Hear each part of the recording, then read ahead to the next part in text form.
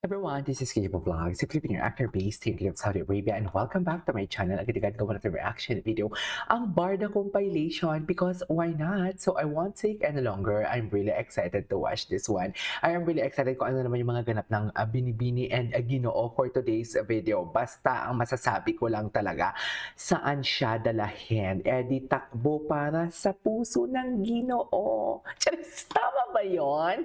Tama ba yun ang takbo para sa puso ng Ginoo natin mga mami for today's video? So I won't take any longer. I am really excited to watch this one. Kung ano-ano yung mga chika dito. Kasi kahapon medyo hindi tayo nakapagdaldal. Kasi na-busy tayo kahapon at pabakasyon na kami bukas. 1 week ang bakasyon namin. But then again, huwag kayong mag-alala. Magbablog pa din tayo. So without further ado, let's start this reaction video. Si Panot ba? Walang eksena for today's video. Wala bang eksena ang panot natin? Kamusta na yung friend nating naghihingalo na ang YouTube for today's video? Tinangan natin. Ang alam ko may mga inaway ata kayong Jilbid fan. Diyos ko, huwag na kayong makipag-away. Kayong mga viewers na mga mahal naming viewers, huwag na kayong makipag-away. Kami na ang bahala dyan. Diyos ko, hindi na kailangan makipagbardagulan dyan for today's video. Diyos ko, si di mo kaya. Pikwain namin tama si Jim na walang project ang Barda. Talagang self-proclaimed siya, no?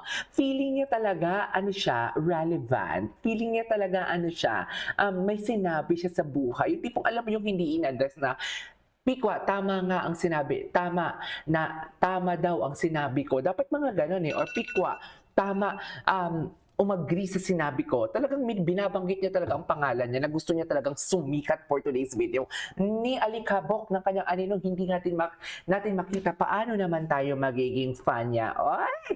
Paano ka naman makikilala niyan, Jim? Oy, talo ka pa ni Master Kevin. Sa totoo lang, Jim. Wala ka na, Jim. Chares! 13 hours na in-upload yung video mo, 300 views pa lang. Ang malala pa nito, ang viewers mo ay viewers din namin. Chares!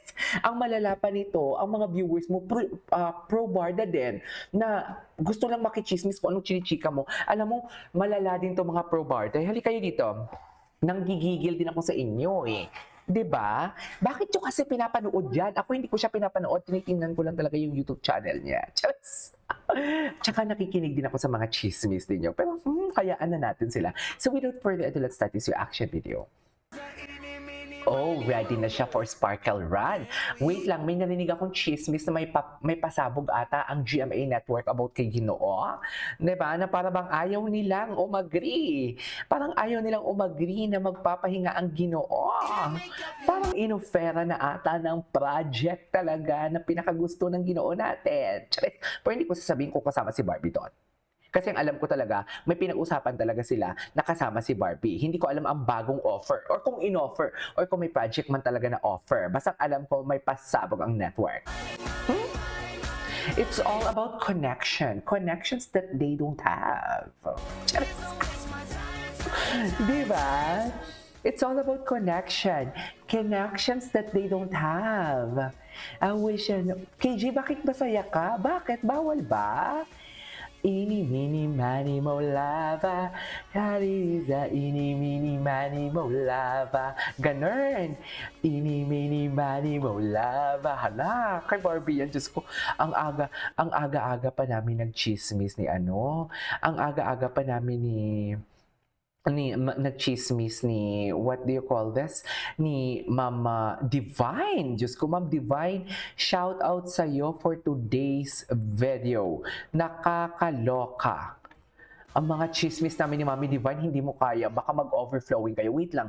Daddy Albert Martinez, a true gentleman to a worthy woman. My God, Daddy. My God, ito dito sa mga crush ko eh. Yung eksena nila ni Aramina, hindi ko talaga makakalimutan. Charas! Iba si Daddy. Iba siya for today's video, sa totoo lang. Ay, ano to? Ay, bago ko lang to nakita ah.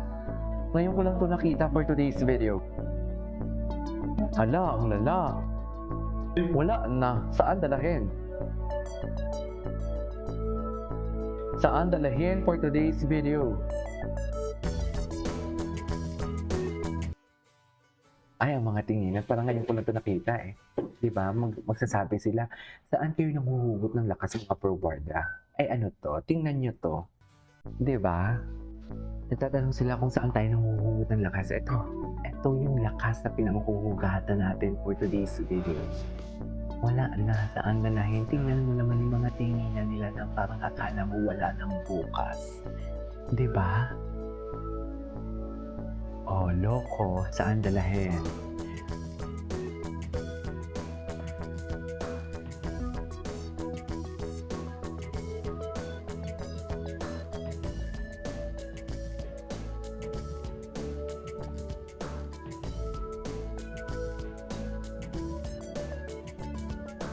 Di ba? Iba ang atake nila.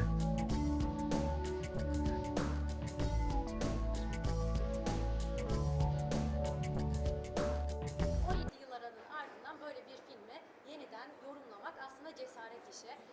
Yönetmen Ay, ano to? Hande Bakit Süper iba? diyor. Bakit nag-iba? Ay, wait lang. From Solitary to Quiet Era. Bakit nag-iba? Siguro I'm in my May ano? quiet era. Quiet Era. Actually, Quiet Era kung Quiet Era talaga sila. Totoo. Era. I am Parang hindi naman ngayon yung quiet era nila. Ay, hindi. Di ba kasi before, sobrang loud ng kanilang lambingan. Kahit may boyfriend pa si Barbie and may girlfriend si David, sobrang loud ng titigan nila. Pero lately kasi, yung sa McDo, tama ba yun? Yung McDo World Eggs Day, doon talaga really nag-start lahat. grateful that Ang quiet era nila, doon sa World mid-20s I Eggs was Day. still Bakit able kaya? to Kasi siguro dahil alam nila na maraming nagmamanifest na tao, kaya ang gusto nila, quiet na lang sila. play a part Diba?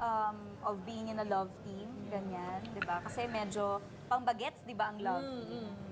So nakakatuwa lang kasi na-explore ko pa yung era na yon ng mid-20s. Hindi ko akalain magagawa ko pa yon. May chance pa. Mario Joseph! Gusto mo ba? Being in a love team is a really good experience kasi teamwork siya eh. So, matututo kang magtrabaho ng may kasama, may ka-team, ganyan. So, masaya yung ganun. And it's definitely good business. I mean, let's be honest. It's definitely good business. It's more attractive to brands. And I'm really, really happy to be part of it. Being in a love team in my mid-20s, natutunan ko din how to feel the vibe of kilig. Feel Of the a vibe of kilig. How to bring that back. Taray.